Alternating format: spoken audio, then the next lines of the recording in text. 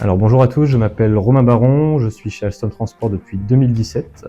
J'ai commencé ma carrière côté système en tant qu'ingénieur essai et mise en service avant de basculer en conception de matériel roulant et d'officier successivement comme responsable de lot d'études, puis comme responsable de la conception mécanique sur les offres et les projets.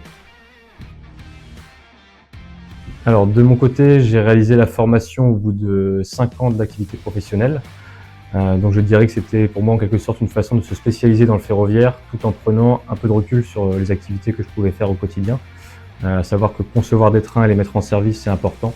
Mais je voulais savoir un petit peu quelles étaient les phases qui se déroulent en amont, quels acteurs intervenaient dans ces phases amont, quelle était l'économie qui se cachait derrière pour financer ces projets.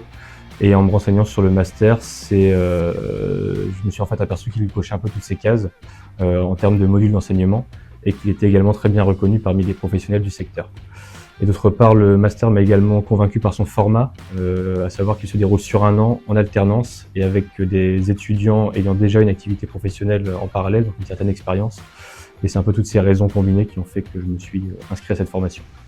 Alors je dirais que le master STFU m'a apporté principalement 3 choses. La première, ce qu'on pourrait appeler une culture générale ferroviaire, à savoir que la formation permet d'avoir un vernis sur l'ensemble des domaines, à la fois techniques et non techniques, et d'appréhender le secteur ferroviaire dans sa globalité. Ensuite, j'aurais envie de dire que le master a été, pour moi en tout cas, un lieu d'échange entre professionnels du secteur, à savoir que dans la formation sont représentés des constructeurs, des opérateurs, des autorités organisatrices de mobilité, ce qui a permis, en tout cas pour ma part, de confronter mon point de vue de constructeur à d'autres points de vue qui existent dans l'industrie ferroviaire, et de mieux comprendre en fait les attentes et les contraintes de chacun. Et enfin, donc ça peut paraître évident, mais c'est important de le rappeler, un réseau. Donc on va savoir qu'on rencontre beaucoup de monde pendant cette année de formation, entre les élèves, les intervenants, et donc ce qui permet en fait au bout d'un an d'avoir un réseau où toutes les spécialités ferroviaires sont représentées, et un réseau peut-être plus international. Alors, ma thèse professionnelle s'intitule « Efficacité énergétique des matériels roulants et minimisation du coût total de possession pour les opérateurs ».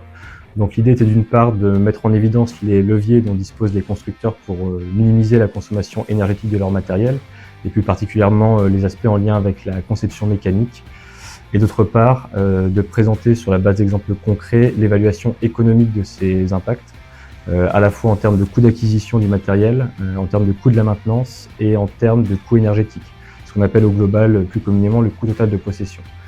Et ce qui est assez intéressant, c'est de se rendre compte que sur la durée de vie d'un matériel, sur une flotte complète, on arrive à des économies qui sont assez énormes pour des modifications qui ne sont pas forcément révolutionnaires. Ici, je parle principalement d'aspects mécaniques, mais qu'on a, on va dire aujourd'hui, à la fois l'opportunité et l'obligation d'apporter dans un contexte de prix croissant de l'énergie et d'un besoin de mobilité plus durable.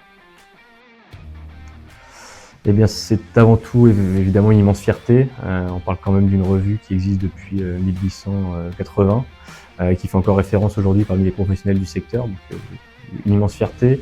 Ensuite, une forme de reconnaissance aussi du travail que j'ai pu accomplir pendant la thèse et de la pertinence du sujet que j'ai choisi de traiter. Et au-delà de ça, je dirais que les échanges que j'ai pu avoir avec le comité de rédaction de la RGCF m'ont permis d'améliorer en quelque sorte le contenu de ma thèse initiale, notamment en retravaillant l'évaluation des aspects économiques, ce qui permet au final d'avoir un article peut-être encore plus abouti et qui parle aujourd'hui autant aux constructeurs qu'aux opérateurs ferroviaires.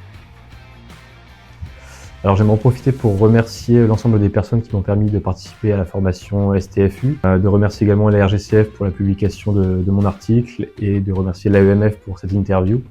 Et pour celles et ceux qui auront l'occasion de la visionner, n'hésitez pas à me contacter pour échanger autour de la formation, autour de l'article ou plus généralement autour de mon profil et de mes expériences professionnelles. Je me ferai un plaisir de vous répondre.